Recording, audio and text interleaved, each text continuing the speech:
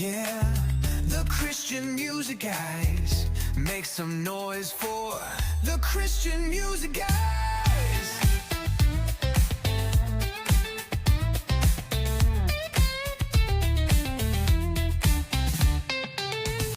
Well, today on the Christian Music Guys, we are stepping into the world of storytelling and history with a very special guest. Joining us is Diederik Hoogstraten, the talented screenwriter behind the highly anticipated film Young Washington, coming to theaters July the 3rd. Thank you so much for chatting with me. Hey, thanks for having me. A joy to be here and talk about this movie. Yeah, absolutely. Well, let's open this up with something fun. If you could sit down for coffee with George Washington for 1 hour, what would be the first thing you would ask him? Love that question. I would say, what did you really want to say to your mother when she said, no, you will not go to England. More than that, you will not go to school. You're going to help on the farm. I mean, that, and I bring it up because it is a pivotal moment in his life. You know, this kid loses his dad, age 10, 11, traumatic moment, obviously, for any boy to go through. And not only is his life sort of shattered, but his future falls apart before his eyes. He really wanted to be British. People might not realize this about Washington. You know, we obviously know where he goes in history later. But initially, as a child in colonial Virginia, he just wanted to be like them. He wanted to be accepted by them. He wanted to marry one of the girls there in the elite. He desperately wanted to be accepted, and it just couldn't happen. And so when he couldn't go to England and he couldn't even go to school, it was devastating. And we pay real attention to that in the movie. But I would love to ask him, George, let's go off the record. Tell me honestly, how did that feel? What were you thinking? That'd be fun. That's fun. What I actually just finished the movie about 2 hours Oh, nice. ago. What drew you to the story of Washington's younger years? In practical terms, it was John Erwin, the legendary filmmaker, the visionary behind all of this, as well as House of David, American Underdog. I'm sure your listeners know John well.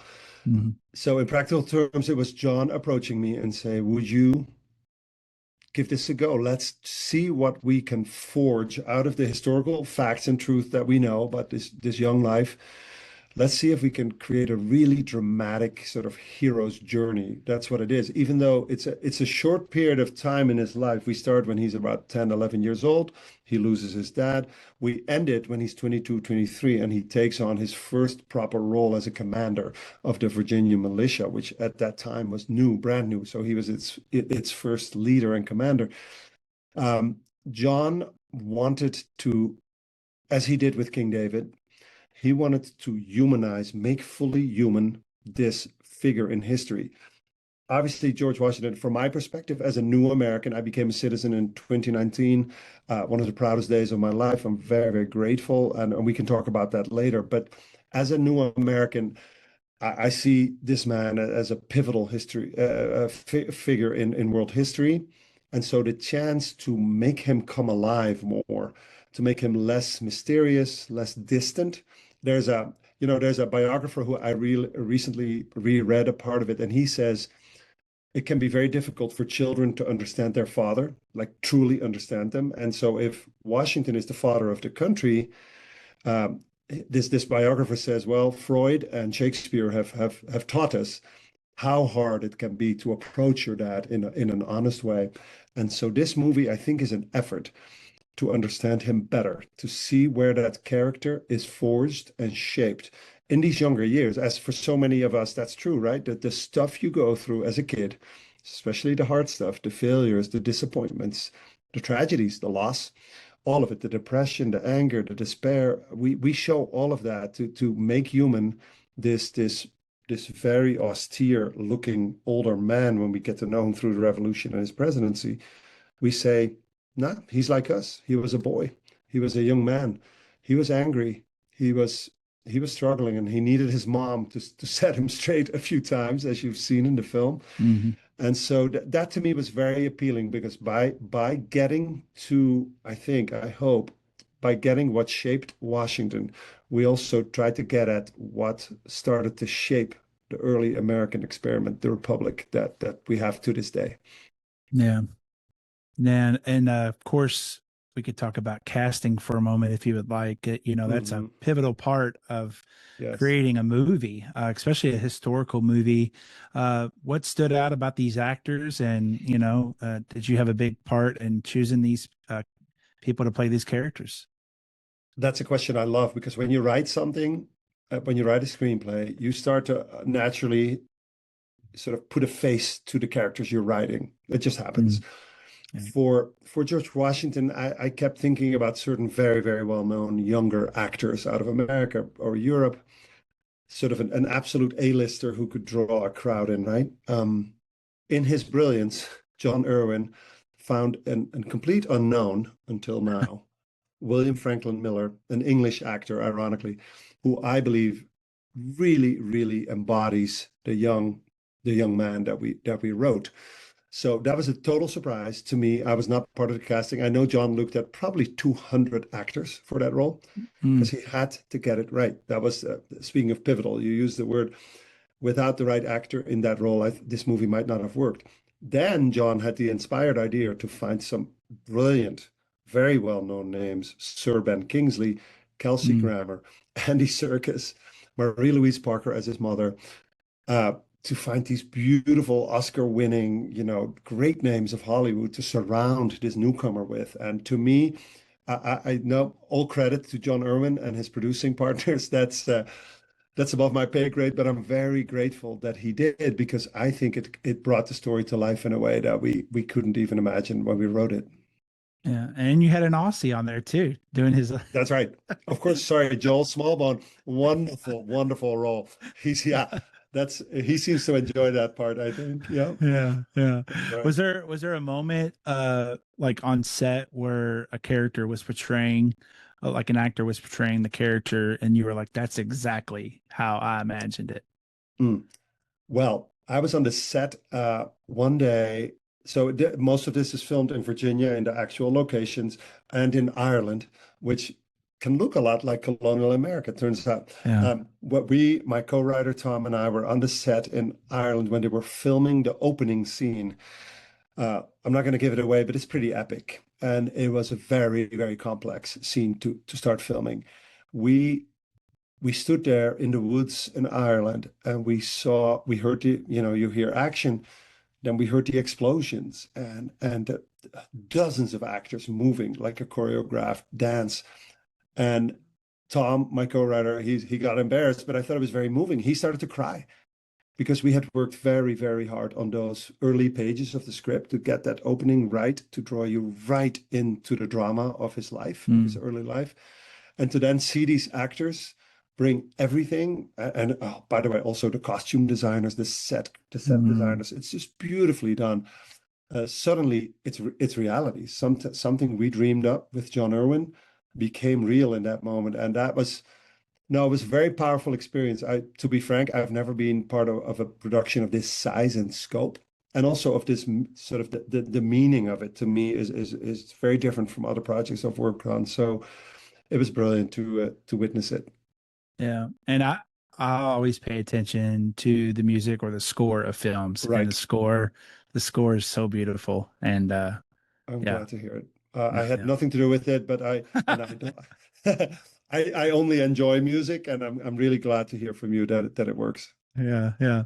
So, was there a major research going into this project? I mean, we all know George Washington, his story, but just the small details of his life, Yes.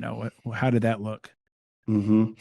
Well, that was the greatest challenge, and also the most interesting part to me was, but once John brought Tom and me on board, he was like, he had the vision for the story, the three acts, the structure of the film, the beginning and the Mm, end. But he said, now you go find the facts and the actual events and the people and the relationships and see what you can find. And so we went through every biography there is, and two of them stand out to me, just if people are interested.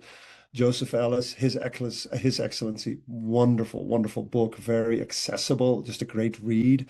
And of course, Ron Chernow wrote Washington. It simply calls Washington. Beautiful books. Those two have the same really set of facts that is limited. So there's a lot we know. There's also much more that we don't know. And I will say, as a screenwriter, that's on the one hand, you could see it as an obstacle, but we really embraced it as a license to creative freedom and liberty. We needed to take that liberty in order to forge the story. Again, always rooted in truth and historical fact, and also being respectful of the time. I want to make it clear to people listening, we never tried to project any of our current politics, ideas, Sure. conceptions of this age onto that time. We want to be totally respectful of history as it was. It's interesting enough. It's exciting enough. We don't need to preach to anyone. We don't need to put ourselves in there. It was an extremely exciting time. And so, yeah, there were limited facts. We thankfully, John brought on a team of historians, very well renowned, like truly true experts in American early history, who gave it the stamp of approval. I'm sure they also looked at our early script and said, well, guys, not quite this way, or they wouldn't say that, or make sure you change that. So we had that feedback, a fact check, if you will. But in order to then get their stamp of approval, of course, we followed those directions, because we wanted to be both, as we said, entertaining as well as true. That was Sure. the purpose. Yeah. Yeah. Without giving much away, there's at the very end of the film, they say some things.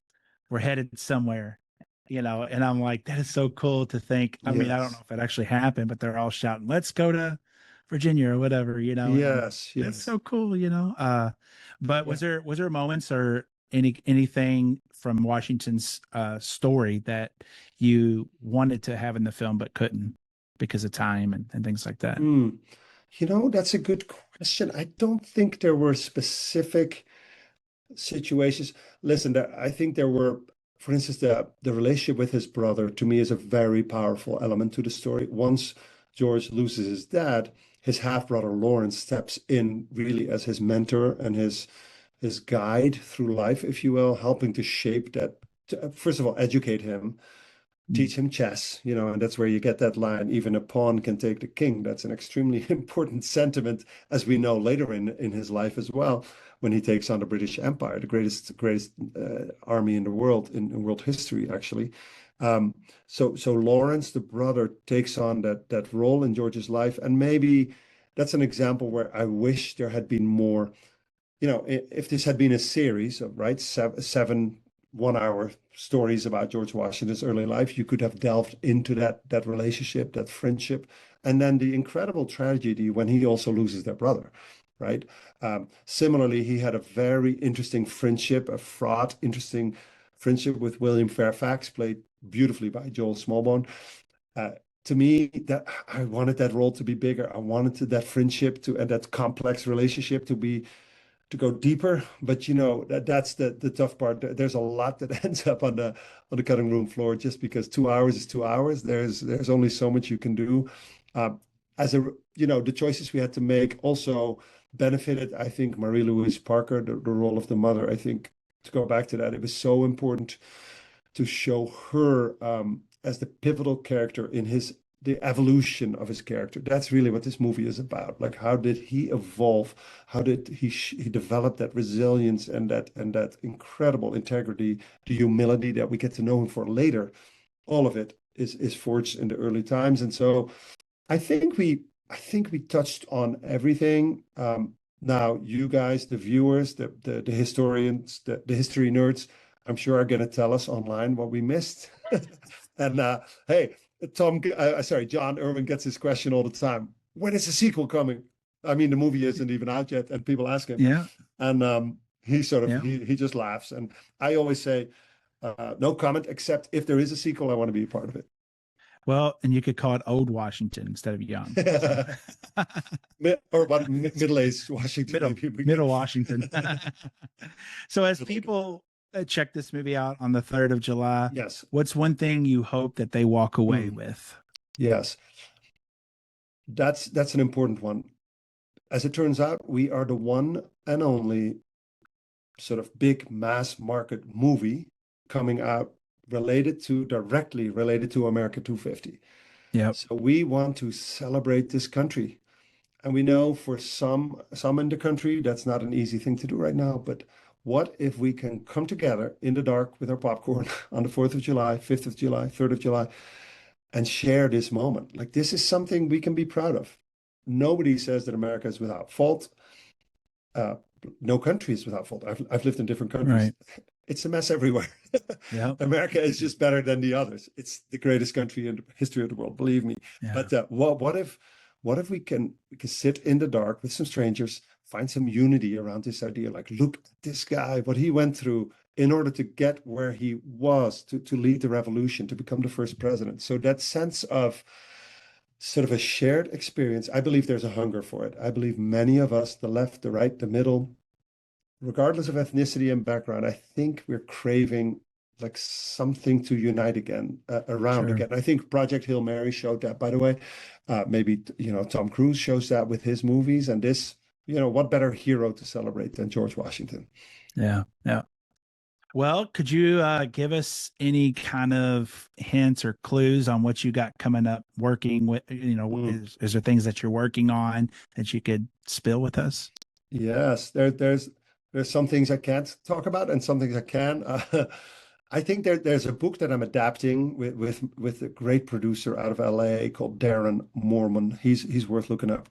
Darren made a lot of great films, and we're working on an adaptation of a book called God's Smuggler. I think a lot of Christian folks will have read it. It sold many, many millions of copies, about a Dutchman like me who had a very different path. This was after World War II, when he became a smuggler of Bibles into Soviet countries in Eastern Europe and Russia, and ultimately in China and Iran. And so he brought the word to countless people who were not allowed to read it. So very inspiring story, wonderful movie. It's going to be, we're developing it now. I'm hoping in the next few years it's going to see the big screens. Another one is with my friend Tom, who I did Young Washington with. We are also, that's another adaptation of a novel called Ordinary Grace. It's a title I love. It's a beautiful book. I think folks will really enjoy it. That's going to be a mini series. We're similarly developing it as we speak. And those are two things that I'm working very hard to get produced and bring to people. Entertaining folks with meaningful, encouraging, uplifting stories. It's possible. John Erwin shows it. It's still not really what Hollywood is doing, sort of, as we all know. But what if we shape the culture together? We will write it. If you guys come to see it, well, we're so grateful. And I think that the shift can happen. Yeah. Well, there's many more presidents that you can make movies off of from the early days. Very true. So you might have a thing going for a while. I appreciate that. I hope so. Thank you, my friend. Yeah. July 3rd, Young Washington. Get your tickets now. What's the best place people can get tickets at? Absolutely. Well, tickets are widely available everywhere. Of course, you can always go to angel.com. And if I can make a quick plug here, there is a Pay It Forward initiative. There's a QR code on angel.com, wonderproject.com. Wonder Project is the producer here, where you can buy tickets for middle school and high school students. You can buy 1 or 2 or 5 or 500. And the idea is that, what if we can bring students to the movies where they can learn about history and get their popcorn and be entertained at the same time. These are students, some of whom might not be able to see it, might not even know about it. What if you bought a few tickets and Angel will get them to the right people? It's a great initiative, I think, in order to try to get this story widely seen, especially by the younger generation. Diederik, thank you so much for chatting with me, and we're so excited for Young Washington. It was a great privilege, and thanks for having me and supporting the movie. Yeah. They're the Christian music guys. Yeah, the Christian music guys.